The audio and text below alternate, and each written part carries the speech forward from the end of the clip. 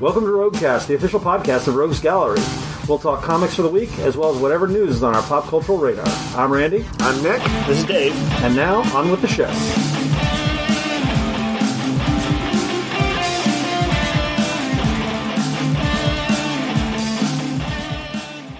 Welcome back to the Roguecast. This will be the last normal Roguecast for maybe a little bit. Maybe just a week. Yeah, maybe just a week. But so Dave is going to be taking a long delayed vacation next week. Yep. So it'll either be no podcast next week or just me and Nick. Hey, y'all should do it if you can. It depends on how busy it is. I'm not saying we won't do it just because you're not here. We don't care. You're just going to be lazy. When are you leaving? No, Randy. I can phone in a podcast. Oh, okay. Yeah, just set an old style phone receiver next to the microphone here. Yeah. And I'll tell you about the lighthouses of Maine. Yes. As my topic. And then we'll discover that Dave died days before he made that podcast. And then we were talking to Ghost Dave. But if he was gone, then... Who was on the podcast? No, and then we have some other vacation stuff going on. I think toward the end of the month, I will be gone. Yep. There will be no podcast because they don't know how to record it without me. No, we can't do that. Sure, we don't do technology. I assume that there's just smash my hands on the keys. And I try to turn a crank that I found in the office and see if that makes it go. Dave, every time you turn that crank, a person we don't know dies. Do we get anything out of it? We get $1 million. It's like a reverse bell from... No, it's the button. It's the button from that movie, The Button. I don't know what that's called. Click. By the way, that button had a great trailer, great premise. The idea of it's this mysterious man. It's like Frank Langella's playing him. He's like, if I give you this button, the person you don't know. And it's a great trailer. Yes. But it turns out you can't build a 2-hour movie around it because then you got to get into the mechanics of what's happening. And really, it's just a good Twilight Zone episode. And we're all just a horrible society that's just gonna hit the button. It's fine. I feel like theoretically you could do this. I also feel like theoretically, but in practicality they didn't. Yeah, I actually don't remember exactly. Did it just kind of become nothing? I finally did watch it, and it was really unmemorable. Yeah. I did not press play. Nick didn't press play. But there is that He'd press the button, but he wouldn't press play. There is a great College Humor sketch where the guy just keeps tapping the button. Yes. And that is the best version of it. Probably so. Yeah. Probably so. Anyway, that's our diversions. How's the weather? Hot. Damn hot. For a few more days, then I'll be enjoying 50 to 70 degree temperatures. Cool, ghosty mist. Is it Jeff Lemire book Fish Flies? Yes. His kind of weird, spooky Canadian thing. Yep. I gather Maine is known for some of its flies sometimes. And there's something like that. There's kind of little buzzy gnat fly type things that it can be hatching in the humidity. Dave, if you see any giant 7-foot flymen, make yourself bigger like a cat. Puff out all your hair. I will do that. Yeah, and get 2 sticks, bang them together. Yeah. Bye fly.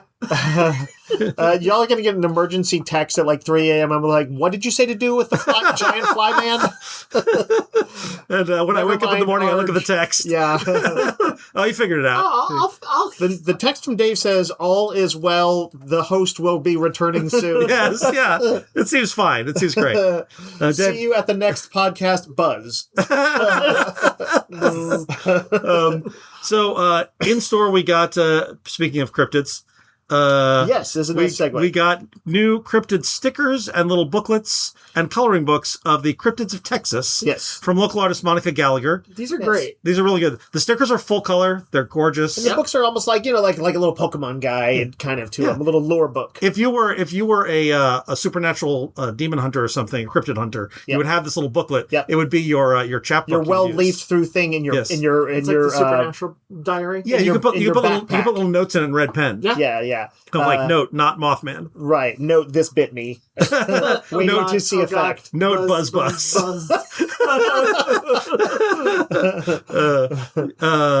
Also, this Saturday will be Free RPG Day. Oh, wow. And actually... There it is. I haven't done the post yet. I'm going to do it probably later tonight. But I did take pictures of everything, and I have a selection of them here. So a quick run through some of the highlights.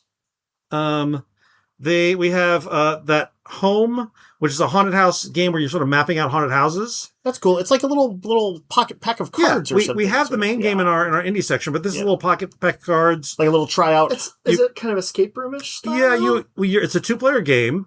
You explore a haunted mansion once inhabited by a twisted cult. Map the rooms as you uncover them. Which will turn out to be worse? The secret history you uncover, or the discord of the two if you brought into the house with you? Oh. This will turn friend against friend. We got the Story Engine Lore Masters deck, which is another storyteller thing. We've had those every year.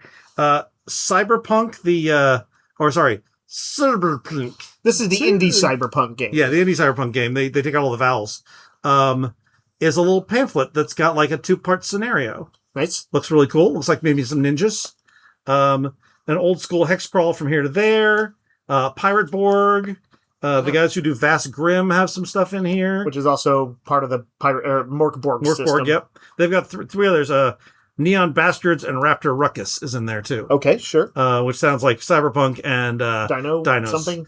The Age of Vikings Quick Start from the people who do it's Chaosium, the people who do Call of Cthulhu. Oh, so like a not Cthulhu, but a Viking story. Okay, time for the crossover. Volume 7 of the Level 1 mixer, which is basically a bunch of indie RPGs all together, little anthology. Yeah, I feel like that one's always going to be like a fun one to just see what craziness they have. A Marvel Multiverse sampler of the Secret Wars book that's coming out. Nice. And then Edge, the people who do the Arkham Asylum game and the Star Wars game, have a new, looks like pirate game called Plague Bearer. Or maybe it's not pirates. Looks like maybe undead fantasy type stuff. Yep. Very pretty. There's a Everyday Heroes as a bank robbery thing. This is the guys who do the 80s, all the 80s tie-in things. A book called Wizard Riders, which is a complete encapsulation of the far future world of Orth. You are a wizard biker. Form your old wizard rider club and save Orth from goblins, mutants, zeroids, and manadims. That sounds like a blast. I felt like Orth was like the name that like is like the world that Greyhawk is on or something. That's Orth, Dave. Oh. This doesn't have E in it. This is Welcome to Orth. Oh, I wasn't sure how it was. I couldn't tell how you were saying It's totally different. There's no E. O-R-T-H as opposed to O-E-R-T-H? Yes. Oh, well, that is pretty different. Yep. Good point. This is kind of unusual. There's a 2-volume set of this game, Legend of the Mist, which is sort of a Miyazaki-esque, maybe, fantasy RPG. Really beautiful artwork. Yeah. And there is a solo learn-to-play adventure and then a demo game if you want to run it for your friends. Oh, that's pretty cool. Vampire the Masquerade has a book. There's Vaesen, the Nordic horror. Always beautiful. Cosmere, which book series is this? This is the Stormlight. Yeah. A quick start rules for a game called Dolmenwood, which I believe is a 5e setting. Avatar Legends, so Avatar: The Last Airbender, along with Root getting into RPG thing. A Dungeon Beneath the Bright Spire, which is the Battle Maps people. They put out an adventure for D&D 5e. This is a great... Dungeon Crawler Carl has taken the DCC title away from Dungeon Crawl Classics, yes, which has been around for a while. But if you like that old school Dungeon Crawl Classics, they have an adventure called Pretenders to the Rat King's Throne. Fair enough. Which I don't care who you are, that's a great name. It's a good title. It is. We got an adventure for... You're no Rat King. You're just a pretender Rat King. That's pretty bad. Yeah. Tales of the Valiant, Kobold Press's 5e thing, gets an adventure. Arkham Horror has an adventure. There's something Folk Horror from the Crooked Moon, another game. Dungeons and Kittens. Daggerheart has a tier 2 adventure. Mm-hmm. As always, Pathfinder and Starfinder. Some kind of a dino thing called Fossilized Violence. Sure. Okay. And No Place Like Homebrew, the sampler of the hardcover we carry that has like how to build your world in 5e. Really, really good, nice book. So that's very cool. And we'll be for the aspiring GM or the GM looking to and you can spice come it in up on Saturday when we open at 11 and grab 3 items. Yep, 3. Okay. Yep, 3 is what we're doing because it's a limited number. We don't get to order this like for Comic Book Day. No. We have to sort of buy the boxes. But if you want to return later in the day, say around 3. After 3 p.m., people can come in and it'll be a free for all. Whatever's left, you can grab one of each. Yes. Yeah. But before that, free for all just sounds like a bloody melee. I actually expect, yeah. They're also entertainment. For those who are in line right at the very beginning, there are a handful of really cool things that we'll run out of fast, like D20s. There's D20s, fancy D20s. There's some D&D minis. Yep. There's some D&D Post-it notes. I believe it's a dragon this year. Right? I think it is a dragon. There's a couple different ones actually. Oh, okay, cool. But like those minis count as one of your. Yes, they'll count as one of your things. Yep. Yeah. Yep. And no, you can't grab all three or all Yes. three items. No, you'll get one special item and then a couple of things on the table. We're not going to take everybody. The very first person doesn't get to grab everything. Randy will smack your hand. I will. I'll smack your hand and I'll tell you no.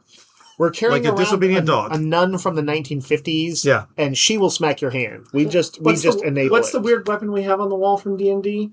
It's the mace. The staff of something. Oh, yeah, Orcus. the Wand of Orcus. Wand of Orcus. I- Randy will and smack you with the The Wand of Orcus. does nasty things. You don't want to be hit with the Wand of No, Orcus. you really don't. I think it turns you into a pigman, maybe. That would kind of suck. It has hearing and dark vision also, by the way, just so you know. Sure. That wand. Maybe it turns you into undead. And I that's think- how the zombie apocalypse started. Yep, Damn it. Yep.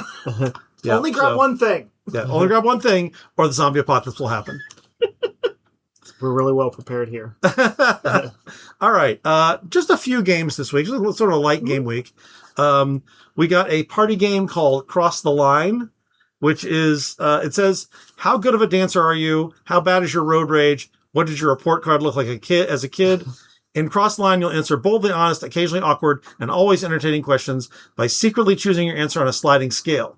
Think they know you? Think again. If they can cross your line, they score. The bolder they bet, the more they stand to gain or lose.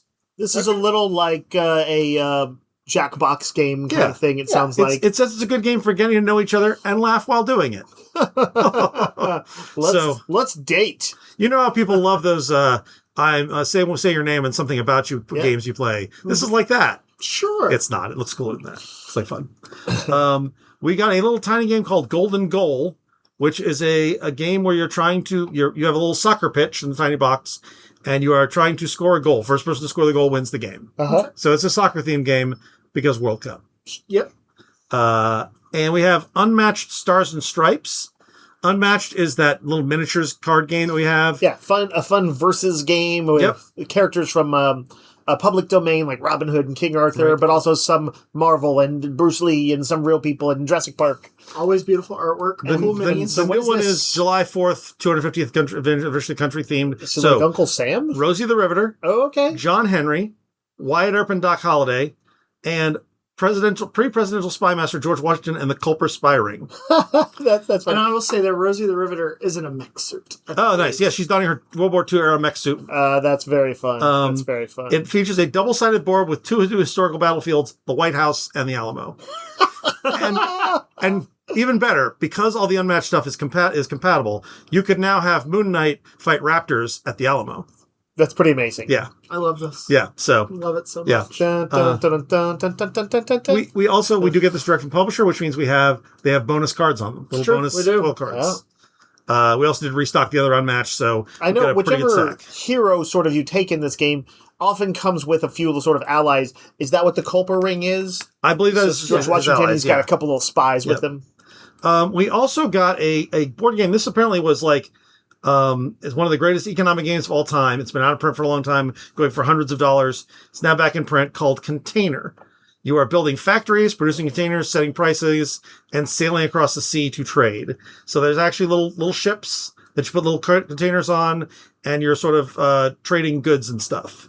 It is supposed to be one of these like legendary games everybody wants. It's at like 8 out of 10 on BGG, which You're trapped in the Strait of Hormuz. oh no. Yeah, it's unfortunately very, very, very relevant. Yeah. I feel like this is like one of those Ticket to Ride style where the idea of it It's a little dry. Is a little dry, Right. but I'm sure the mechanics. of it There's a reason are the game really, is- really, yeah. is- there It has to be a is reason. quite beloved. Yeah. All right. All right, let's talk comics for the week. I think we've been talking every week about like what a great week of comics it's been. Yep. This week, I mean, not as great as maybe the last two, Right. but There's still some good a lot of stuff. good stuff in there. And in fact, I think the highlight that we maybe unexpected for me and Dave a little bit was X-Men Outback #1. Yeah. So this harkens back to a very specific time in the X-Men's history when they had seemingly been killed to the public. Yes, And while saving the world in Dallas. while saving the world in Dallas specifically. Yep. Forge got basically. What? He became the scapegoat. in a Forge lot of ways. he absorbed their spiritual energy and used it to banish the adversary. Did he?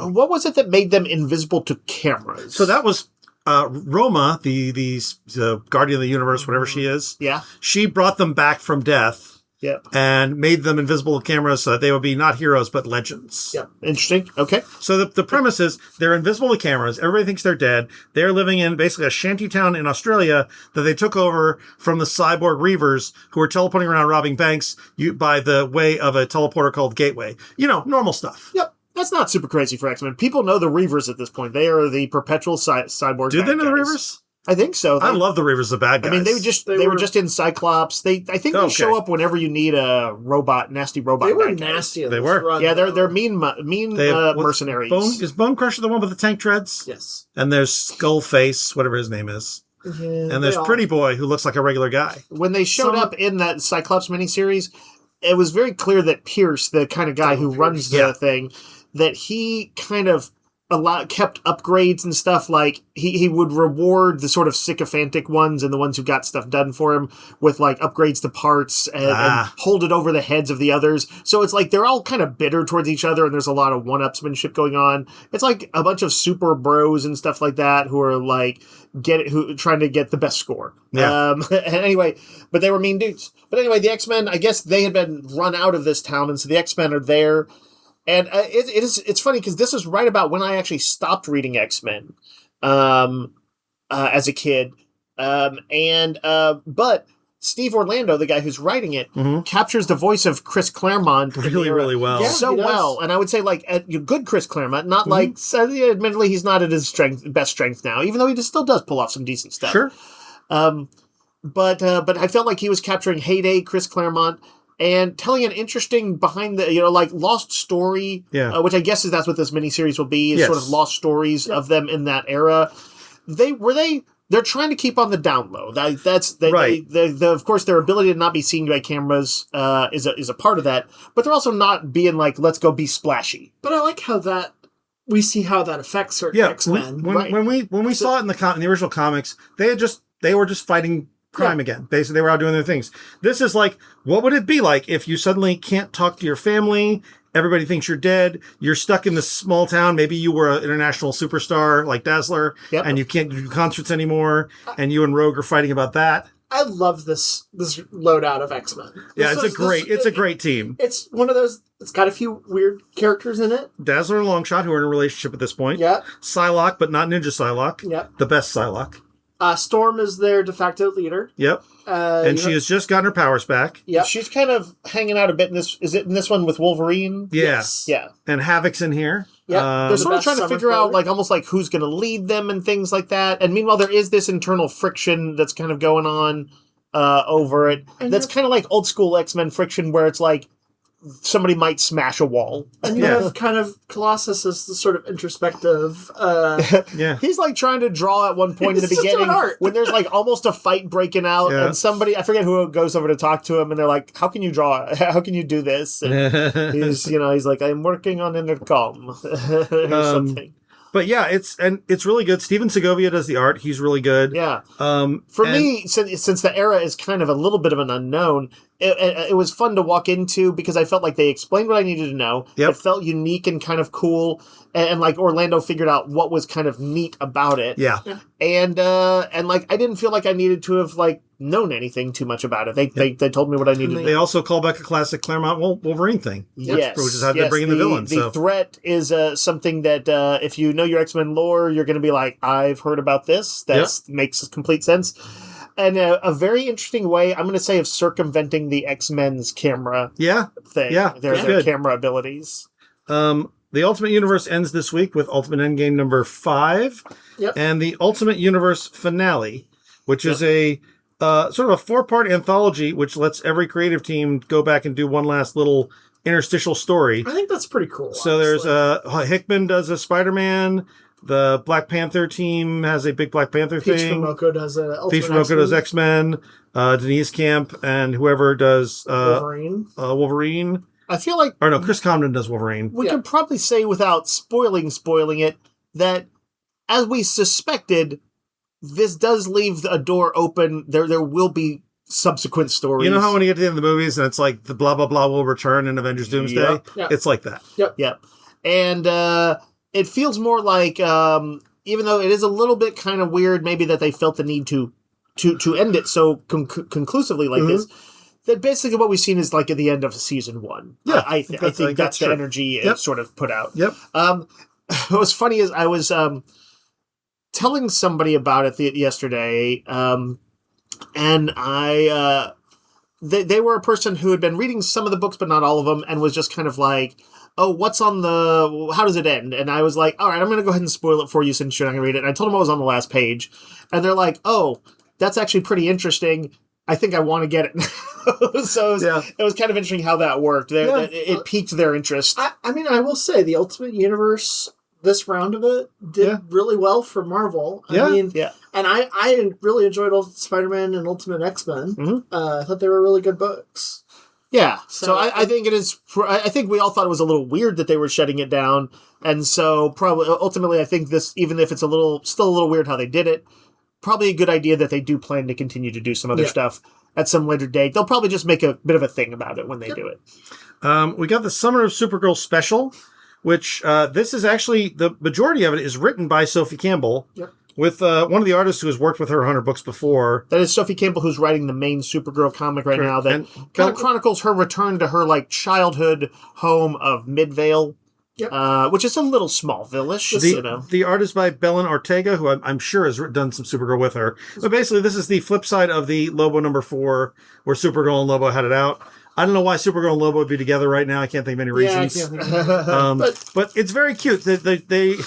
There's a reason why Supergirl and Lobo sort of are at odds, and their dogs are at odds, and as a result, Supergirl has to play host to dog for a while. That's right. There's Lobo's also big. Is he a bulldog? He's a big bulldog. Yeah, he's a big bulldog. There's also someone who knows Lobo pretty well. Yeah, that was cool to see that character.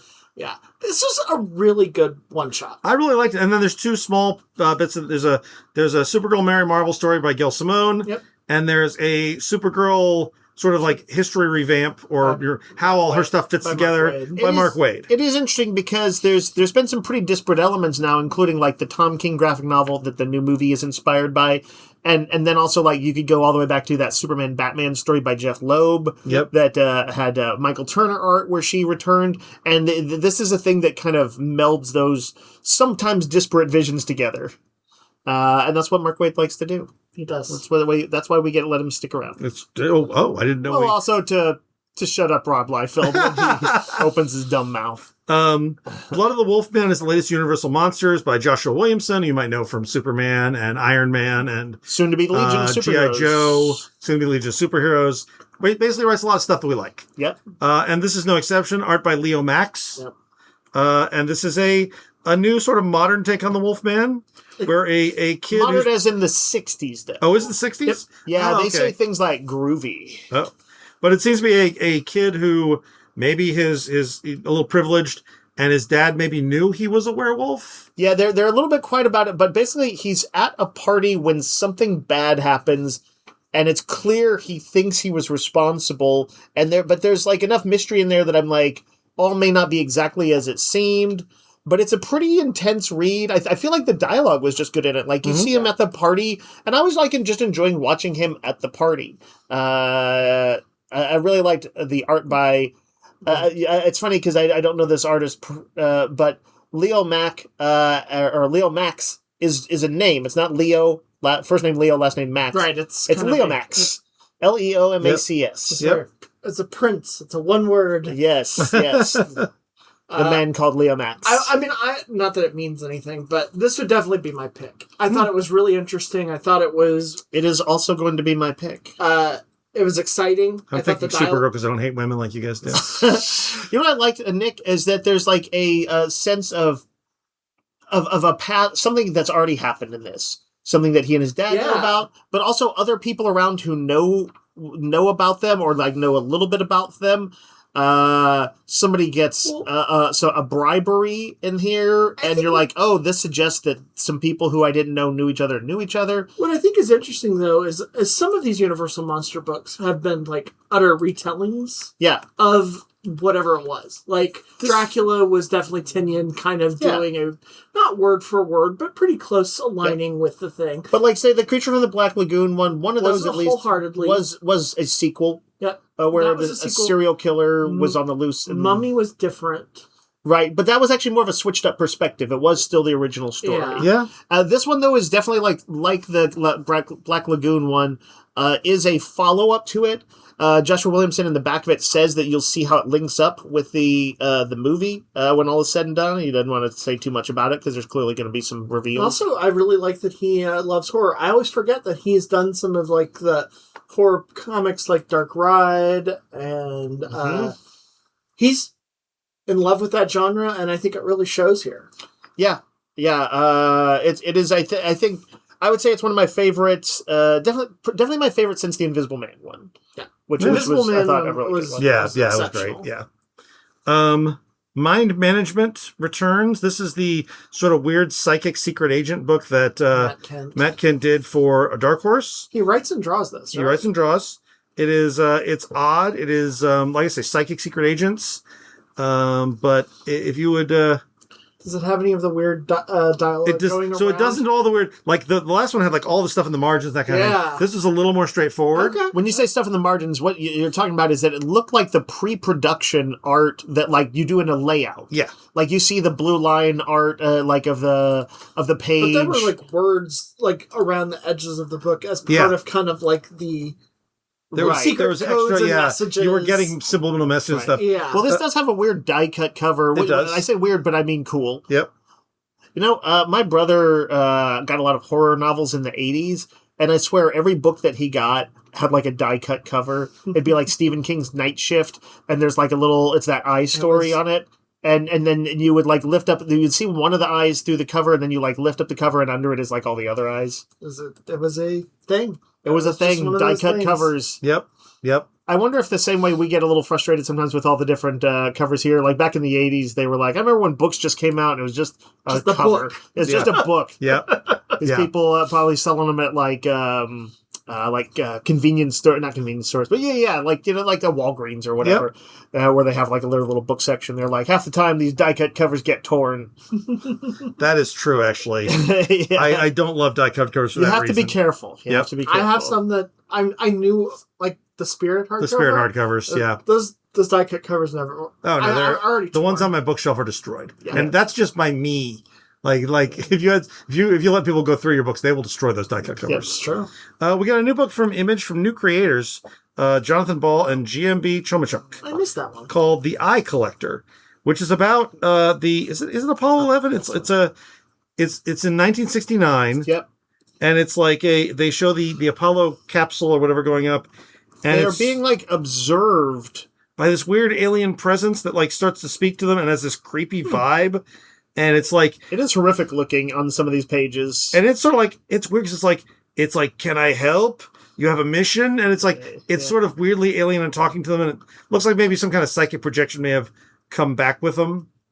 But it's very... Point, like it says some interesting things. Yeah. So I'm looking at its narration. And by the way, this is sort of experimentally drawn. Like it's almost not quite collage art, but like it has a little bit of that quality. It reminds me of Department of Truth. Yeah. And at one point, its internal monologue is saying, I've missed that. Laughing. Humans always made me laugh. Yeah. And then he's like, but they made me sad, too. They're so beautiful but fragile. They get broken. And it's very creepy. It's creepy. It feels like I'm curious to see where it's going. I saw that there's a quote in the back from Scott Snyder, who must have probably gotten some advanced stuff. And he writes, no one else is playing with the comic book medium quite like The Eye Collector. This daringly original work demands to be in your pull lists, so come aboard this ship before it takes off. The destination must be seen to be believed. Yeah. So a personal endorsement from him. It is a weird book. If you're like, I like traditional comics, you may read this and fling it to the ground. Yes. But if you're looking for something that's a little bit more visually experimental and stuff like that, give The Eye Collector a consideration. Indeed.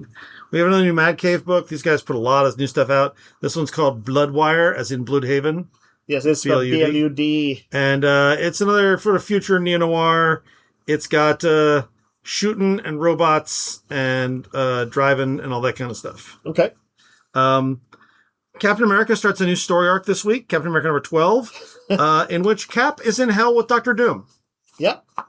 But this is the Marvel hell with such characters you may know as Mephisto. Yep.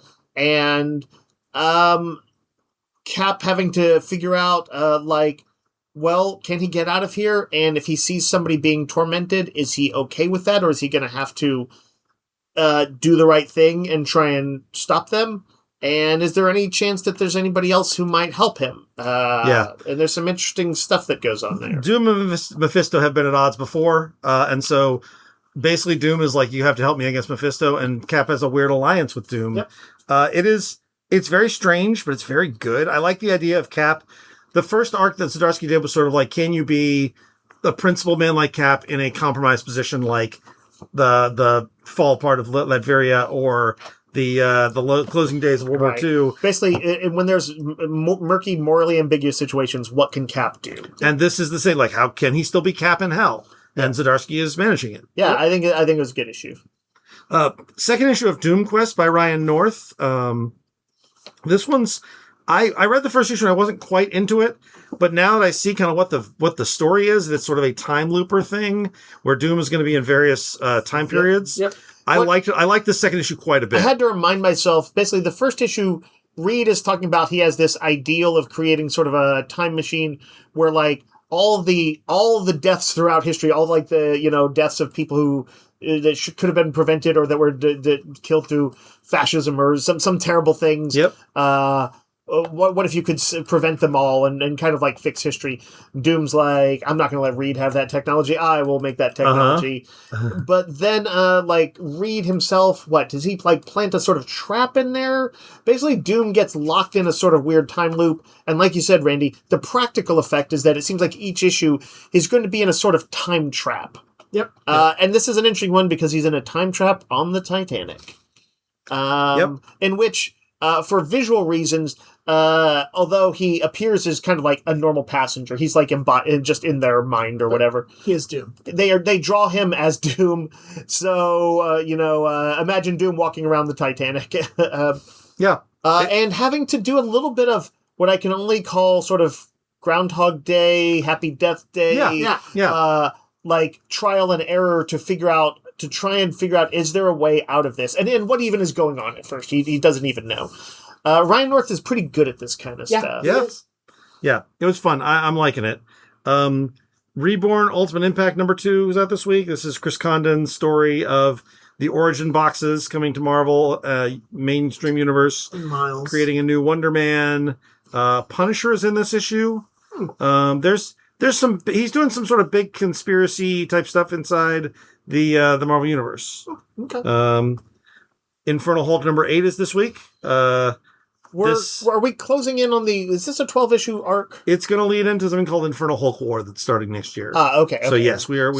That'll end chapter 1. Yeah, probably. But this is the Bruce Banner and some of the Avengers trying, and is it Tony Stark too, trying to figure out like what they're going to do about this Infernal Hulk and his army. Yep. And I kind of like this. Yeah, brings in our supporting cast member from the Hulk family. It is funny. The Infernal Hulk is like a total A-list world-threatening threat in this. Yeah. And I don't actually. I'm kind of glad the other comics in Marvel Universe aren't forced to be in it, but maybe they will next year win it. Yeah. But it is the kind of thing that theoretically everybody would be knowing about. They're like, they're in the background of every single Marvel comic. They should be like, did you see the news? Hulk took over another town. He's creating giant temples to dark gods. We think that dark gods are going to emerge onto our world and take it over under his reign. And Cyclops is like, I don't watch the news. Cyclops is like, we got mutant stuff to deal with. Shut up. X-Men are definitely involved in this. Yeah. They are involved. X-Men number 32 is the second part of the Anomaly story, which is the science team facing off this time against a sort of secret agent version of Project H. It's not Alpha Flight. Right. I'm kind of disappointed it's an Alpha Flight. Yeah, I was sort of hoping it'd be Alpha Flight. But this is like the Canadian Special Forces anti-mutant guys. And it's got the same thing McKay's been doing. Some pretty good stuff leading into the DNX stuff that's going to tie into the Age of X that they did. and the X-Men FF crossover that's coming. It's like Magneto gets to do some cool stuff. I'm really liking it. Does feel like McKay has decided to take off what would have happened if Grant Morrison's X-Men kept going. Yeah. Amazing Spider-Man Spider-Verse number 3. Enjoying this one, wherein they take a 2-bit villain and make fun of him, but also make him dangerous. And they have... Oh, you know what? The fun thing is the subplot is that, was it Spider-Gwen and who else? Spider-Gwen and Aranya and Silk are all in a band. They're all in a band, and they're playing at like a college bar or something like that. Yep. And with some skepticism, Norman, and less skepticism from Spider-Woman, they're two sort of mentors. Yep. Basically, it's allowed that most of them can go to this. Yeah, Miles can go even though he's like 19. They get him in as a roadie. Yep. And check it out. And of course, some stuff happens. You know, so there's some stuff. Yeah, I'm really liking this sort of Spider Team book. It's a fun book. I believe it's a miniseries. It probably only run like 5 or 6 issues, but I'm digging it. Venom has another issue this week. We're leading into Queen in Black, but this has some sort of heart-to-heart stuff between what's his name, Dylan, and the other symbiote whose name I can't remember. Yes. I get a little lost in sometimes who is what symbiote. Randy, I like the opening of this when Sleeper, right? Is it a Skrull? Yes, Skrull agent. It's a Skrull member of the Skrull Kree Alliance. Right. Comes to talk to Venom. Yep. And is like, there's what is it? Who's coming? Is it Null is coming? Yep. And they're like, a few years back, you stopped Null, and then like, we need you again. And MJ inside the Venom thing is like, yeah, I got news for you. It's a different host. And it's hilarious. This dude, after she explains it to him, kind of some of what's been going on, he's like, are there any other Brocks? Yeah, it's a good lead-in issue. There's actually some interesting stuff with Eddie Brock's son, Dylan. And a third-rate Spidey villain from Web of Spider-Man makes an appearance. Yeah. And I thought well used. Yeah. It's another in the series that always surprises me that then is like always pretty good. I'm way more into symbiotes than I thought I was. Yeah. Bizarro Year None number 2 comes out this week. It is running a little late because it is by the team of Kevin Smith and Nick Pitara, both of whom aren't great with deadlines. Yep. It's true. But it does have that gorgeous, like Frank Whiteley-esque style. Jimmy and Perry White, right? Yes. Jimmy Olsen, Perry White have wound up in Bizarro World, and they're trying to pretend that they are their Bizarro duplicates while investigating the mystery of this world. And Bizarros are going around being Bizarro. I need to. I haven't read this one yet. I remember the first one was a bit of like it's a dense read, sort of. There's a lot of stuff happening in it, and I did really enjoy it. But it's it's one you got to, I think, kind of sit with. And so I just in the many books I wanted to read this week, I just didn't quite get around to it. I definitely will though. It's strange, but I like it. Yeah, it's weird. It's kind of off doing its own thing. It's a weird, almost like Kevin Smithiverse take on the Bizarro world. Yep. But that combined with the fact that the artist is so eccentric, but also so elaborate and detailed, makes it a kind of a neat, otherworldly thing. Yep. 2 Absolute books this week: Absolute Superman, Absolute Wonder Woman, both great as always. I read Absolute Wonder Woman and really liked it. Guest artist, but I really like the artist. But I have not read. I've not read Absolute Superman yet. Absolute Superman is a big old throwdown between Superman, their version of Steel, their version of Hawkman, and their version of Shazam. Yeah, some of what you told me about what's going on with Hawkman and sort of thematics that are going on, sort of big picture stuff about this Absolute Superman, I really like. That sounds very interesting. Yeah, it was good. Detective Comics continues the Batman, Green Arrow, Black Canary, and a mysterious hero that they were friends with in the early days who seems to have died. And now maybe they're dealing with his daughter. Yeah, some fallout from there. But it's really good stuff. I'm really enjoying it. And Tom Taylor's a great writer. Mikhail Janin is a great artist. This is, if Batman by Matt Fraction and Jorge Jimenez wasn't so good, this would easily be like my favorite Batman book. As is, it's still in contention. It's good. There's a great bit in here where it's kind of, I guess, showing the the earlier team-ups with him. And Canary and like Ollie and Batman are all talking. They're planning while they're kind of like on a stakeout. and Batman does that disappears when people turn away for 1 second thing. But awesomely kind of later on in the issue has it turned on him. Yeah. It's so good. Flash number 34, more of Ryan North's Flash. Really digging it. It's he's got a new sort of time power. Yeah, he's been getting this is something that's been developing, and he doesn't know what the deal is. He gets these psychic flashes, just a little bit glimpse of the future, and he's not sure what it is. So he goes to talk to Mr. Terrific about it, and Mr. Terrific has some ideas, but he's like, we got to put some of this to the test. Can you go do these things for me, Flash? And then and then one of those like flashes hits, and it's something really big. Yep. Really notable bad is going to happen in Central City. Yep. And he tries to, with the help of Mr. Terrific, figure out can he how best to adjust to like the probability. By the way, there's a running thing in here that they were obviously pointing to one of his rogues, and then it's a reveal that it's a different rogue, and I loved that. Yep. Yeah. That was really fun. Yep. I'm really enjoying this. Is the best Flash has been in a long time. It is. It's Superman 39 is continuing the story of Superboy Prime. This time he deals with a lot of other Supermen. Yeah, and it's a lot of fourth wall breaking. Manchester Black, yes, a character created to kind of embody. This is like, 15, 20 years ago? Yeah, he's the Authority. He was created to embody, like, Warren Ellis's kind of arch, super British bastard characters, who, the kind of people that would think that Superman is just a complete, what would they call him, a nonce? They'd probably call him a nonce. Sure. Yeah. And a lot worse. He is trying to manipulate Superboy Prime, who Superboy Prime notes like, well, he's like an obvious one for him to like. He's got lots of power, but he's been a killer before, and he's been completely amoral. And Manchester Black is basically trying to corrupt him in this. He's manipulating him, even as he's like on his redemption streak. He's gonna and so what happens is, there's some weird reality bending stuff here that sends Superboy through a bunch of different like comic book genres as Manchester Black tries to break him. And what this is an opportunity for Joshua Williamson to do a ton of great metafiction humor, but also to continue what has been a legitimate character arc for Superboy Prime. Yeah.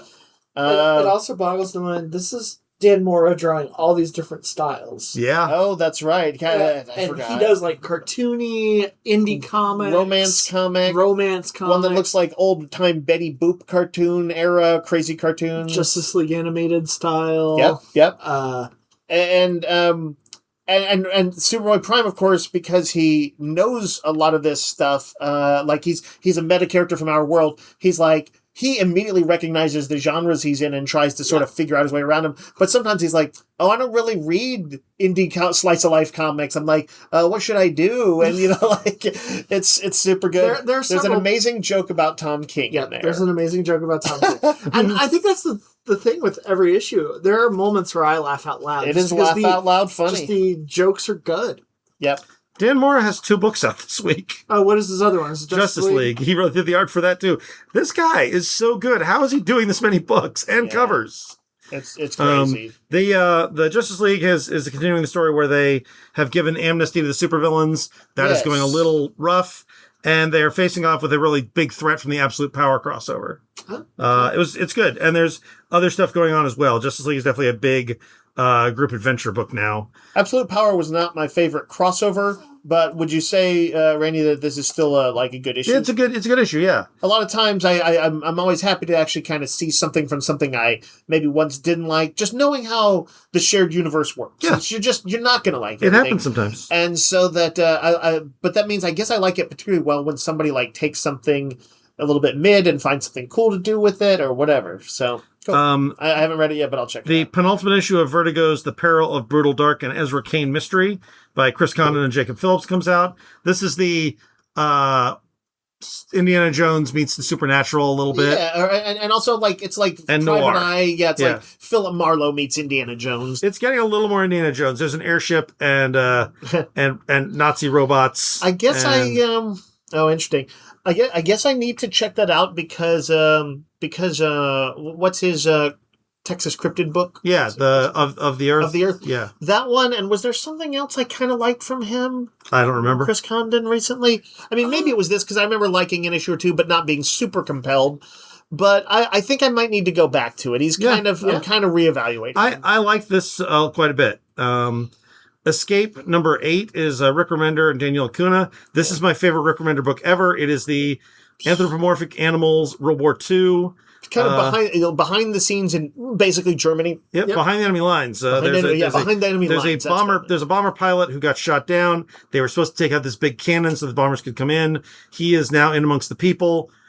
This is a very sort of complicated issue where, like, the people who rescued him are like, hey, if you call in a bombing run, we're all going to die. Yeah. And there's some good moral quandaries going on. Rick Remender is not a guy who's like, this is a story that sounds like it could be like a jingoistic war story. Yeah. You know, one brave American or British soldier. No, it's definitely more complicated than that. Right. But like on the surface, it does look like that. And then there is cool action in it. There is absolutely. There's like some amazing survival. This issue has some great action stuff. But he's coming at it from a person who's like really kind of studied what he's writing about and wants to make sure it has sort of the nuance of the real time. There's really good character stuff in here because the bomber pilot ultimately, he's prepared to sacrifice himself, but we do know he wants to get home to the girl he married and the kid he hasn't met. The people who are helping him are like a father with kids who lost his wife. Like it's character driven stuff. It's really, really good. And it's gorgeous. Yeah. A Quiet Place Storm Warning number 4, which is the penultimate issue of that. This is the IDW horror tie-in to the movies by Phil Hester and Ryan Kelly. Yep. Randy, we've talked about this off mic a little bit. I think it's not quite our perfect Quiet Place book. It's the creatures themselves are not quite they're just not as ferocious as they really need to be. Yes, yeah. That's one of the things. Even though Ryan Kelly is a very good artist, somehow maybe this needs like that manga pacing like you would get from Junji Ito to really just show their ferocity and terror, and maybe make those moments with them a little more cinematic, and split up. But I do still I like each issue of this in a way that I didn't expect to. And in this issue, things come to a head. I think is it Mississippi, Randy? I think that is correct. It's there's basically there's a small town situated on an island in the middle of a river. They have heard from the news that the creatures can't swim. There's still some even question as to whether the creatures are real. It's just what's on the news, and are you going to and people are like, this one guy is like really gung-ho to we have to blow the bridges right now. They're fast. We know they're going to be here soon. And other people are like, but are they? Which admittedly, I'd probably be one of those. Are they? Yeah. Guys. And they started hitting in the first issue. But everything that's taken place feels like it's taken place over a matter of just a few hours. And it's kind of do or die time now. There's one last bridge left. This guy was about to blow it and they stop him. And then one of the things shows up and it's kind of, it feels like the final act of the film. You're like, is anybody going to make it out of this? Is it possible? Phil Hester he seems like the kind of guy who might be willing to give these people a happy ending. Quiet Place is a series that is about sort of survival, and generally is on the side of its protagonists. Yeah. I feel like it's going to give them some very difficult tragedies, but may let them triumph. So it is, I think he's writing a good story and good characters.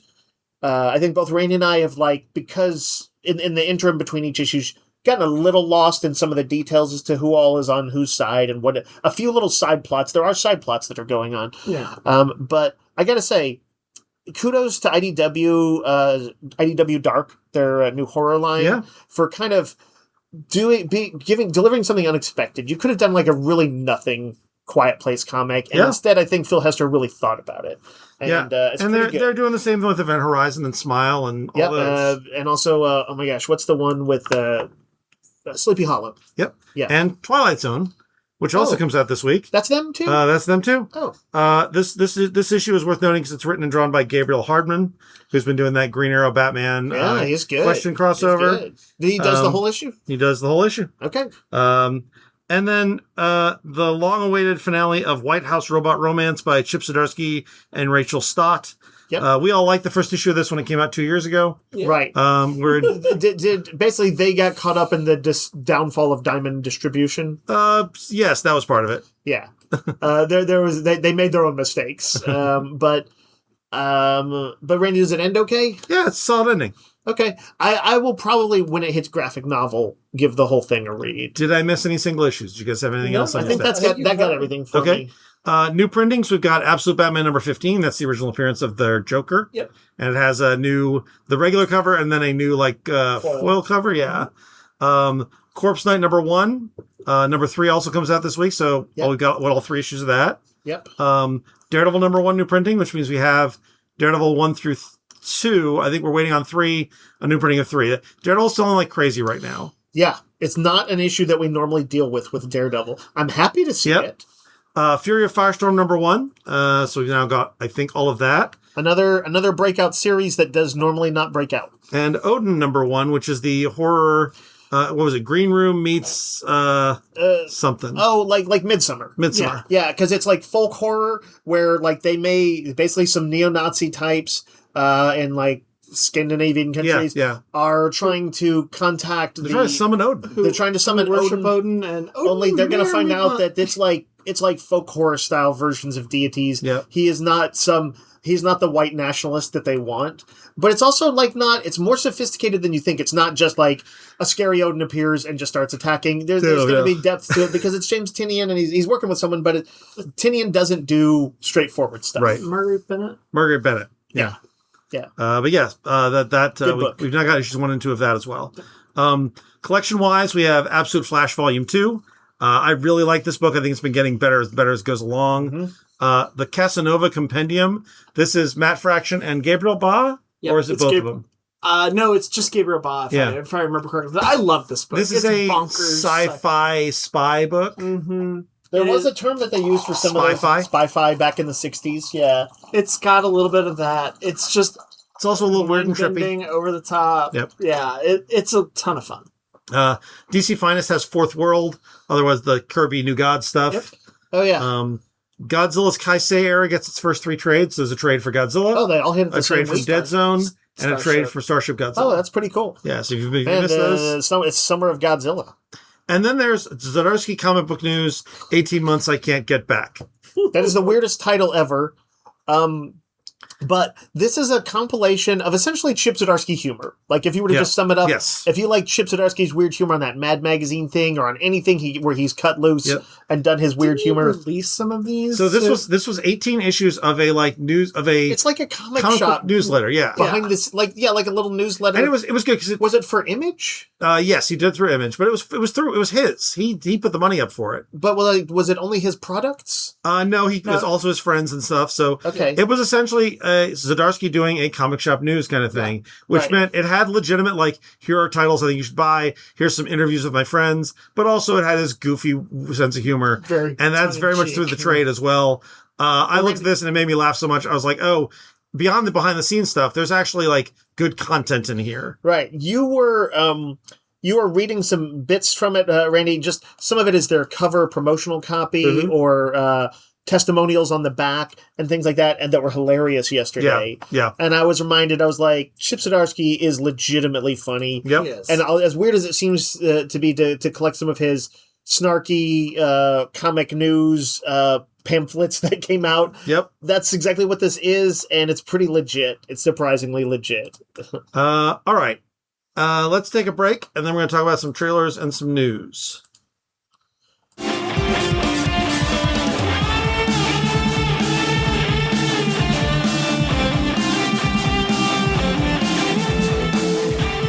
All right, we got some trailers to talk about. Did we like any of them? I did. Okay, good. Nick did. I like the Batman one. Okay. Let's talk about the Batman one. They're doing a 3-part animation of Nightfall, which is a 3-part graphic novel series. I mean, they're giant. They're giant graphic novels. Right. This was like the iconic early 90s? Mid-90s. Yeah. Mid-90s crossover where Bane broke Batman's back. That's where Bane showed up. He broke Batman's back.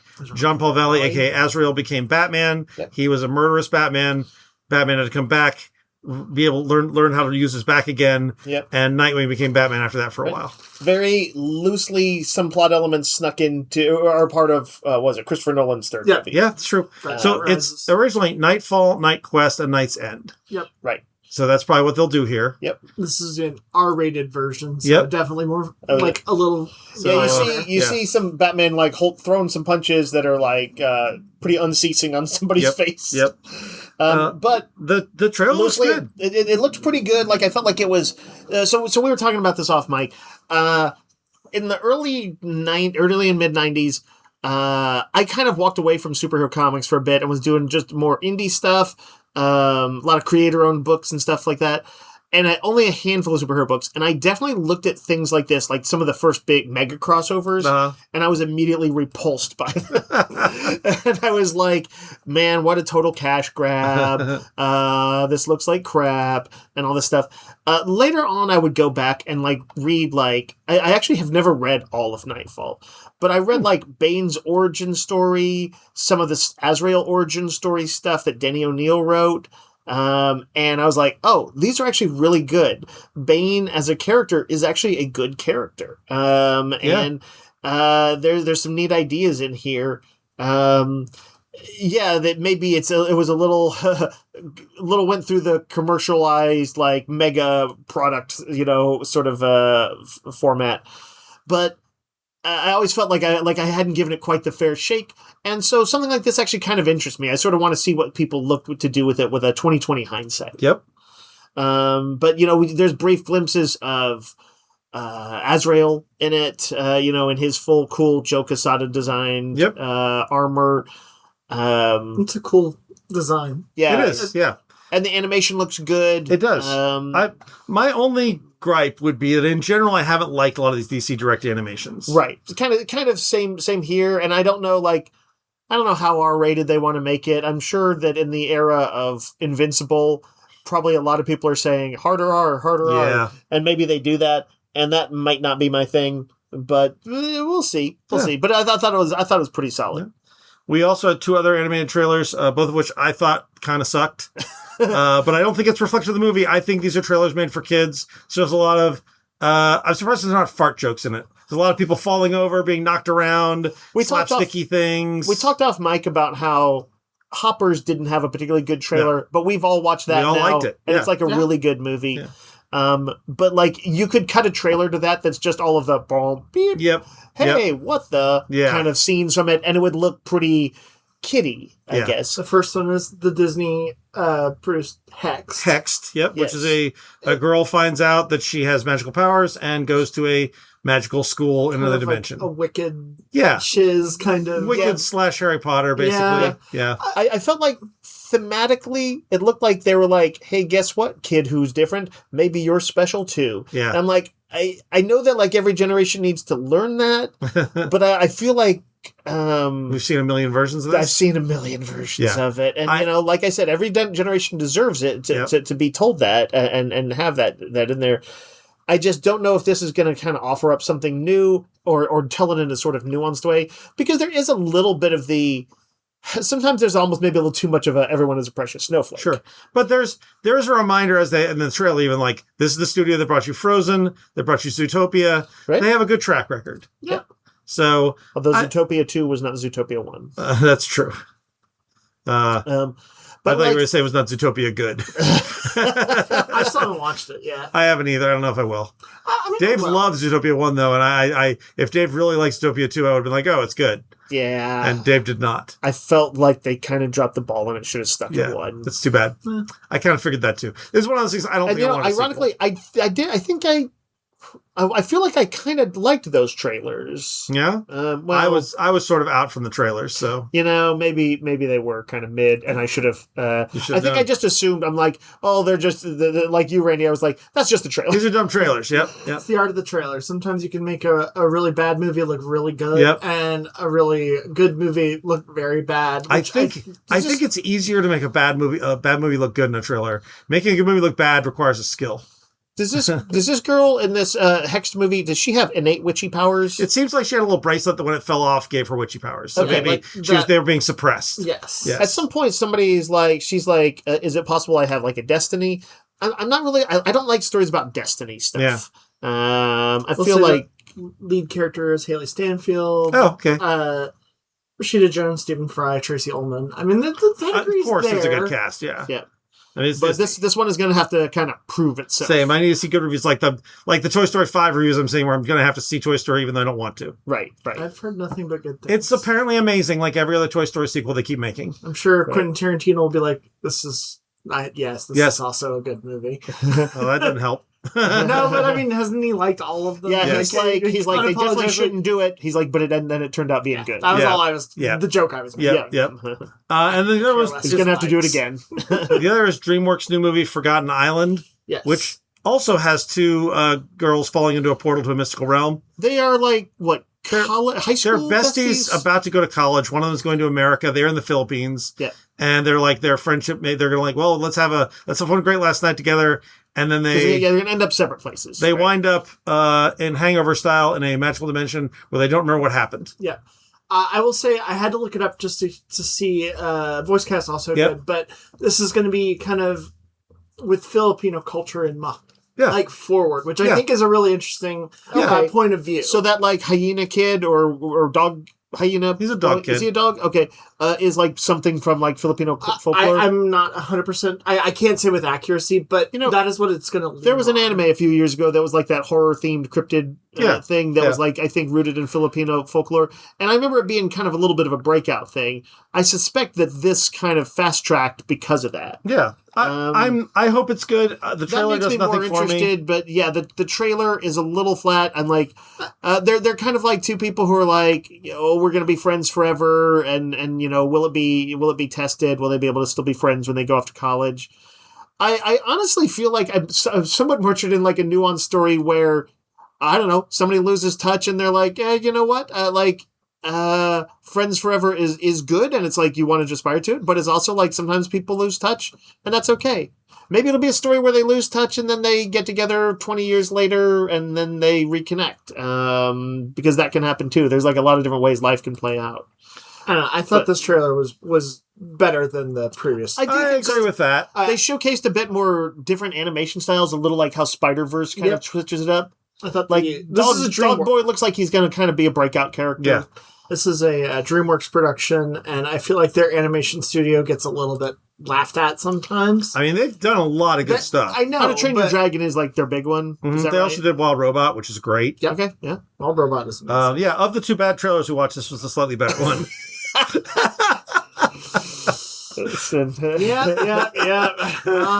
Nick's got to be the eternal defender. He's like, I love it. I'm sure when this comes out, I will wait until it's on digital. Whereas Dave or I might see it in the theater. And, I saw Hoppers in the theater. Yep. You guys need to go see the Beaver movie. And I will say it's good. You will watch it. We will agree with it. And that'll be that. Yeah. It's fun. And we'll be like, remember we hated those trailers? Because I do think it's very possible both these are bad trailers for good movies. Yeah. But Disney also they could be bad trailers for bad movies. It's a phenomenon we've seen. Disney does have misfires. I mean, they do. I didn't watch Wish, but me neither. But I heard it was bad. Yeah, I heard it wasn't great. So I didn't watch Hoppers until Dave told me to, and then it was good. So I said, Randy, Beaver time. You did. You got to stop saying it. I like to just blurt it out at customers. Yeah, they love it. They love it. Yeah, that's why we've got all those 1-star reviews are from Dave. That's right. And a few of them have threatened lawsuits. And the last we have a live action trailer, Clara and the Sun. This is based on a Japanese novel. He's a famous Japanese American novelist or Japanese English novelist named oh my god. Ishiguro? I'm not mispronouncing it. I think Ishiguro's for sure last name. But he made, in the 90s, he had, a Pulitzer Prize-winning book called Remains of the Day that got made into an Anthony Hopkins and Emma Thompson movie. I mean, it's amazing movie. One of the saddest things you'll ever see. Yeah, it's really intense. He had a book that became a movie 10-15 years ago called Never Let Me Go. Also really good movie.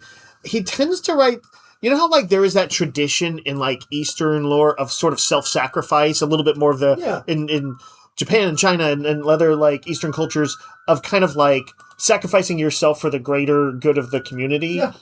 He writes a lot about that. He'll write stories about people who are trapped in their problems of their own making, and they don't make it out. Like that, it's like stories about failure. So sometimes you're saying that he only knows how to write it down. And so that brings us to this movie by Taika Waititi, which at least to look at the surface, A, doesn't seem like the typical venture for Ishiguro, but B, like if he did write something like this, then he was deliberately switching styles.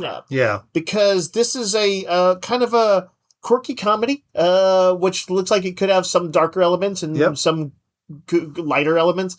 But what is it? Jenna Ortega, I think? Yep, Jenna Ortega's the lead. Amy Adams playing her mom. It's got to be sort of Jenna Ortega is the robot. Yes, Jenna Ortega's the robot. Amy Adams is playing the mother of the girl who adopts. And I don't know who the girl is. No. It's a kind of a near-ish future, slightly surreal and like larger than life sort of. Yeah, it's very Taika Waititi, but also like these what do they call them? Plastic friends, pretend friends, whatever they are. Yeah. Artificial friends. Artificial friends. These are like the misfits of those. They're like, they now have new, hotter, cooler ones, and these guys are the misfit toys. The misfit toys, yeah. Right. And so, but there is like a girl who kind of like sees her in the department store window, decides this is the one. And you see like, like Jenna Ortega like has this like kind of big, like she looks like she got bedhead, like she just woke up. She's playing the childish, like it explains that they all are they're the soldiers of toddler, and they learn from their humans that they're adopted by. Yeah. Oh, I didn't quite catch that. And so she's got this sort of like innocence. Mm-hmm. She actually thinks she's solar powered, and she thinks the sun lives in a house when the sun sets, and she's going to chase after it. Right. Amy Adams does not want her there. There's some interesting stuff, and there's something about the family having a dark secret. Yeah. I thought this trailer was really interesting. Taika Waititi is real hit and miss with me. Yes. But even on his hits, I don't love it, to be honest. I think he kind of took himself too seriously, like he bought in his own ego or something, and it kind of didn't do well for him. I did enjoy Jojo Rabbit. I thought that was but don't love Jojo Rabbit. I can't remember much of it. I saw it. Did he do the original What We Do in Shadows? Yes, and that is great. I think that's the one I would probably give him the most credit for. Yeah. I watched a decent bit of Our Flag Means Death. I watched some of that. I could not get into it. I have friends who adore it. I liked it quite a bit, but I also didn't find it compelling enough to quite finish. And then we know how like he made one funny Thor movie that was pretty good, and then one that was pretty not good. Yes. Close to terrible. And even Ragnarok, I don't love as much as everybody else loves. And I think that's fair. Like it's honestly, I was more into this. I was more into this before I knew it was Taika Waititi. But at any rate, it does look fun. It looks interesting. Because Ishiguro, I think, deals with some like good, serious stuff, and usually kind of an interesting level. I am curious, like how dark is this family secret going to be? Is it going to be sort of like in Gothic novels? There's usually like some decrepit house where the falling apart house is a symbol of the family's dark secret. And I'm like. Is that sort of what's going on here? And is this a story about overcoming it? Or is this one of his stories about failure that just has a kind of fun trailer, but is in fact going to break all our hearts? Right. And I will be the naysayer here. I didn't really care for the trailer. Yeah. It gave me... More like Taika Waititi. It gave me vibes of the movie Bicentennial Man and AI. Yeah. I've never seen either of those movies. I know of their reputation. So it just... Kind of schmaltzy robot movies, Nick. We'll see. We'll see what reviews I can appreciate some trepidation on it. Yeah, that's fair. It's fair. All right. Couple bits of news here. DC's Next Level has announced their next trio of books. Yep. Pretty exciting. Next Level, which had previously done Lobo, Batwoman, Deathstroke, Deadman, Fear of Firestorm, and I feel like there's one I'm missing. All have been pretty good. Yeah. Joshua Williamson and Hayden Sherman, the artist on Absolute Wonder Woman, are going to try to bring the Legion back. The Legion of Superheroes. When was the last time Legion has been... Bendis did one. There's always a question of was it... you didn't let me finish. When been good. Right. There is an interesting question of was it commercially successful? Which the Legion kind of rarely is, not at least in a big way. And then also, is it good? It has been at least like 15 or 20 years. The Legion of I feel like the Legion of Superheroes the last post-Zero. really good version was Abnett and Lanning. Oh, right. Abnett and Lanning, That was good. Yep. That was like 20 years ago. It was surprisingly long ago, yeah. I think Joshua Williamson has the best shot.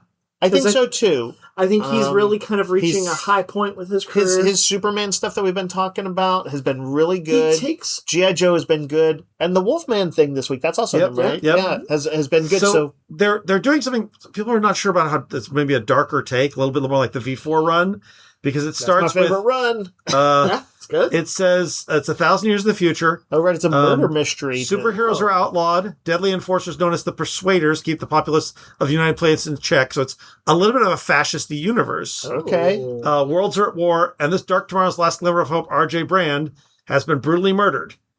R.J. Brand, who is usually essentially the millionaire benefactor of the Legion. No more billionaires. It says, and honestly, the Persuader is one of the part of the Fatal Five. Wait, the Persuader killed him? No, the Persuaders are their fascistic troops. Oh, right. So does that mean the Fatal Five kind of taken over? I think maybe. It says, can the mysterious Brainiac, one of five, solve Brand's murder? To restore hope to the universe, he must assemble a legion of gifted young rebels from across the cosmos, but they are scattered across the universe. Well, that's a good pitch. That's a good pitch. I think we would all agree that there was good and bad in the Mark Waid run also 20-ish years ago. Yeah, with Barry Kitson on But like its premise was unfortunately, I think, extremely watery. Yeah. The premise was it's a sort of utopia future that's a little bit kind of white bread and like a little bit of like a suburban neighborhood that's paved over the kind of the ugly stuff and is, like a gated community. But basically they make out in the first issue that all the kids of that era are just bored. Yeah. And I'm like, man, that's like slacker 90s ethos. And this was kind of getting to be mid 2000s. That's a lot of world building in a pitch. I would say.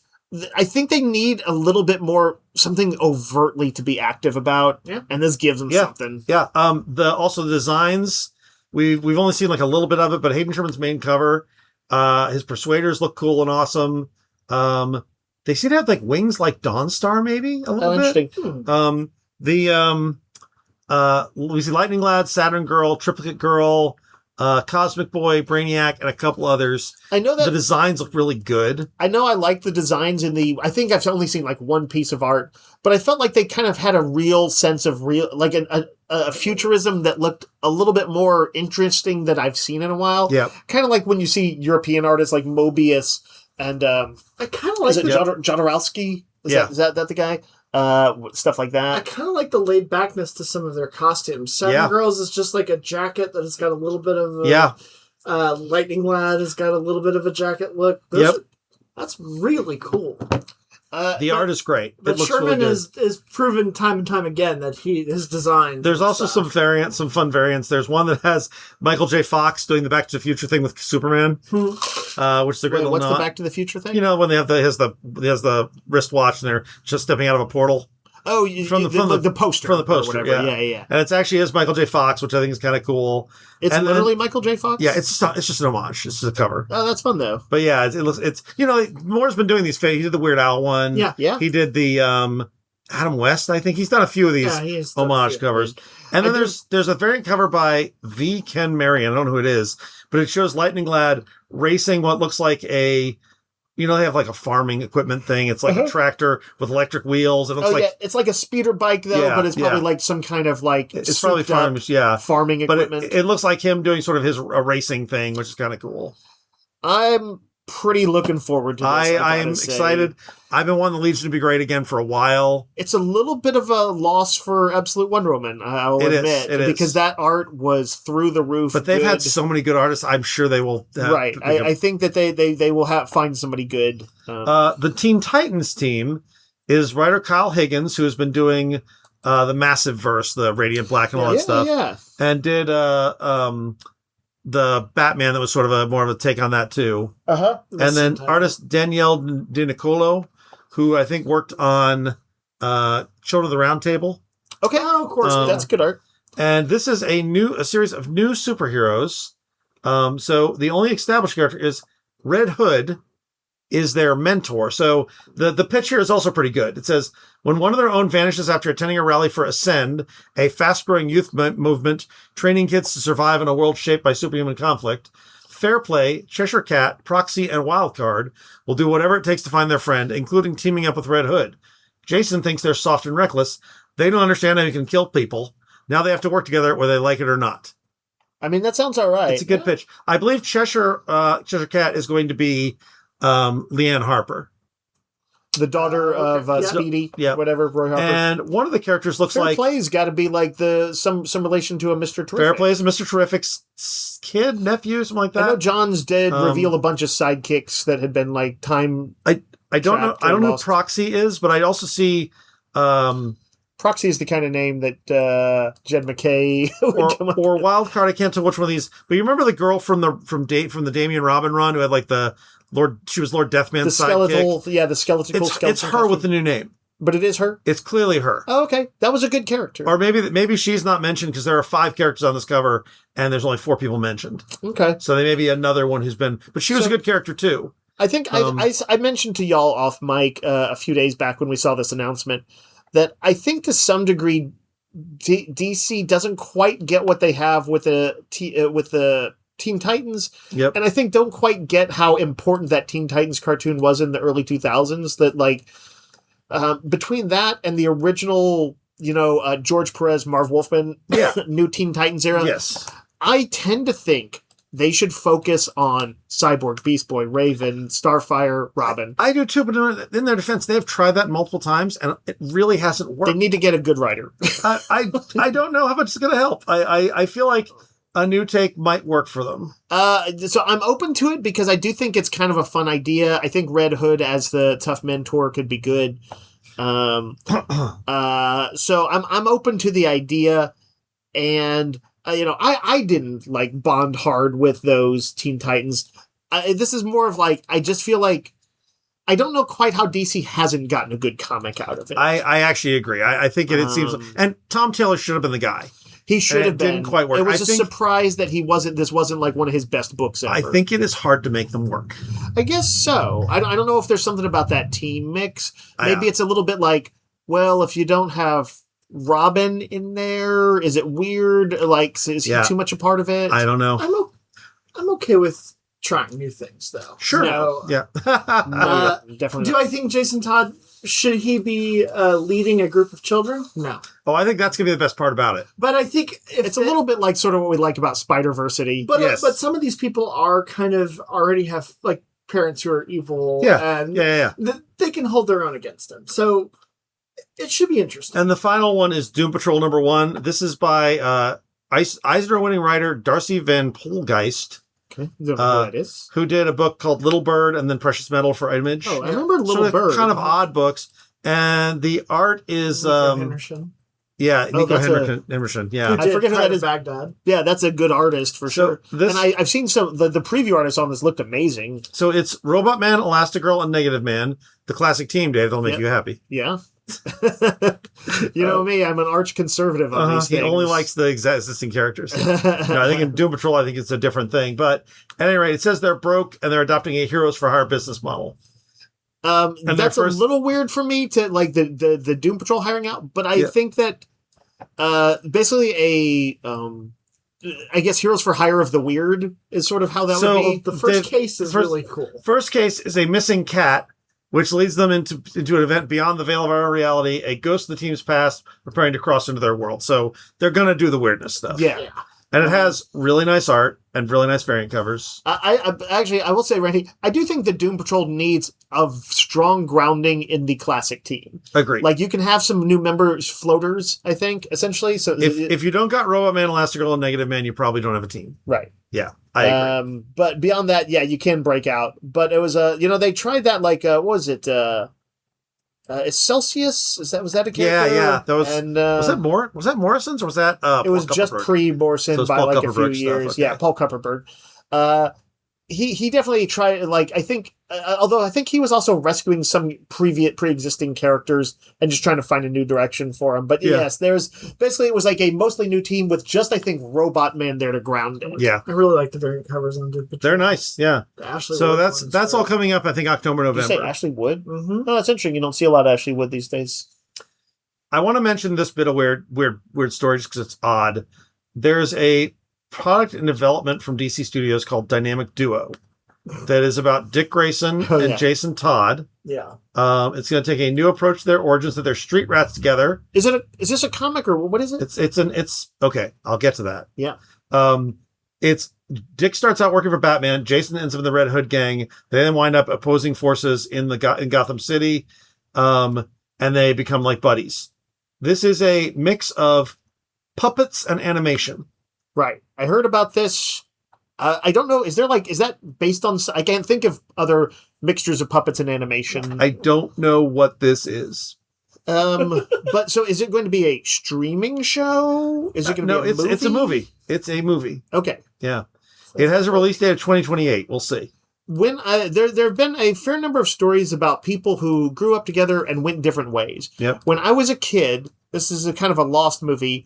There was one that I liked called Extreme Prejudice. It was an 80s action movie from like what's his name? God, that guy who like wrote all John Milius or something, one of those guys. Yeah. And oh man, I'm gonna blank on the director, but it's like I feel like it's the guy who made like 48 Hours and stuff like that. I think that's right, Dave. You've told me about this movie before. Yeah. Basically, Nick Nolte and Powers Booth play people along the Texas-Mexico border, and one became a lawman and one became a drug kingpin. Yeah. And it's got a lot of Sam Peckinpah energy to it and shootouts. Walter Hill is the director. Walter Hill, yeah, Jesus, how can I not remember that? Anyway, I always really liked it. And I know there's been others, but like, what can y'all think of any others where like they showed the story of like some people who end up on opposite sides? Wasn't Tequila Sunrise? Yeah, that was one of them. Oh, was that one? Okay, it's a constant thing, yeah. Yeah. It is that is a big rethink because the whole point usually with the Robins is that one kind of replaces another. But since Jason has really become the bad boy, and is it Dick? Is it Dick and Jason? It's Dick and Jason. And Dick has always been, the sort of treasured one. I kind of like the weirdness of it, the puppet thing is what got me. Yeah. I'm like, okay, sure. I can't quite imagine what that would be like. What was it? There were those like, what do they call it, like Puppet Nation or whatever in like the 60s or 70s that like show, there was a show called like UFO. I think it was like a British TV Thunderbirds. show. Thunderbirds, yeah. Yep. Where they had those kind of like marionettes essentially. I think they call it like, Ultra Marionation or something like that. Yeah. And, but they had like these cool set pieces. They had cool vehicles and stuff like that. It kind of looked neat in the same way the Rankin Bass, Rudolph the Red-Nosed Reindeer stop motion looks neat and is clearly physical items. But I can't for the life of me picture how they're going to do this. That's the closest I can think of to a cool way it's been done. Yeah. So we'll see. We'll see. They definitely got people interested in the sense of like, people are like, what? Finally, a bit of news, which Dan Trachtenberg, who has done Predator Badlands, Prey, 10th Cloverfield Lane, director's done a lot of stuff we like, is announced as the director of an animated movie called Freddy the 13th. And I was like, okay, that sounds like something I don't want with Freddy, like a Freddy crossover with Friday the 13th. It's not that. It's an indie comic about a family vacation where Uncle Freddy accidentally kills the boogeyman and takes on his powers and must go on a quest to break the curse. And it is by friend of the story, Yehudi Mercado. Yep. Yeah. Very talented cartoonist. He writes and draws. And we will definitely be... It says he will be co-directing with Trachtenberg. That's pretty cool for him. That is a huge breakout. Trachtenberg is pretty impressive, I gotta say. Yeah. 10 Cloverfield Lane is like a personal favorite. That new Predator, was him? That was him. Predator Badlands, really like fun. That too. Yeah, that's good. Yeah. It is kind of crazy that Predator and Alien have finally gotten around to making good movies again. I'm shocked. My mind has still not accepted it. That Covenant was good. I've spent decades doing the... Not Covenant. Romulus. I've spent decades doing that whole, like, it ended after 2, there are no other movies, and I was like, son of a bitch. And yet Prey and Badlands were both good, and Romulus and the Alien TV show were both really good. Yeah. So, Now we need someone to rescue the Terminator. Well, this sort of matches how, like... There's no one. No one can do that. Like, I can't say never at Sarah this Connor point. was great. But also, like, there used to be a tradition that, like, video game movies, any spin-offs like that always sucked. Yeah. And they figured it out. Yeah. Nowadays, we've talked about, like, they've just kind of, like, figured out a good tone for a lot of these superhero comics, too. It's not total edgelord dark, but but it kind of keeps a little bit of that energy, while still kind of, Superman gets to still be a big hero and all that stuff. So there does seem to be a sense of them figuring out some of these things, or, like, what makes them unique and cool. So... I don't know. It's kind of like I feel like pop culture is in a pretty decent moment. Yeah. Yep. I know there's lots of repetition and relaunches of old products and stuff too, but like I don't know. I guess I'm surprised sometimes at how often it turns out all right or even really good. Yeah. Sure. All right. Well, we were going to talk about Widow's Bay, but I don't know if we have time to. Yeah. So we're going to call it there. But I think we can briefly say Widow's Bay has the reason we'd already talked about it. It's completed its season. Yep. And I think we were all quite happy with it. Yes. Yeah. So we'll talk about it a little more at some future time, or maybe we won't because of time keeps moving on. Time keeps moving on. But if you haven't caught it, it is a very notable Apple TV series, and it's spooky, it's funny, it's got a very unique tone. It's so great. Yeah. All right. Well, that's all for us this week. Next week, Nick and I will be here along with the Ghost of Dave. Yes. True. And until that time, Yo, Joe. Buzz. Roguecast is a weekly podcast broadcast from Rogues Gallery Comics and Games in Round Rock, Texas. You can find us online on Facebook and at www.roguesgallerytx.com and email us comments or questions at roguesgallerytx@gmail.com. Thanks for listening.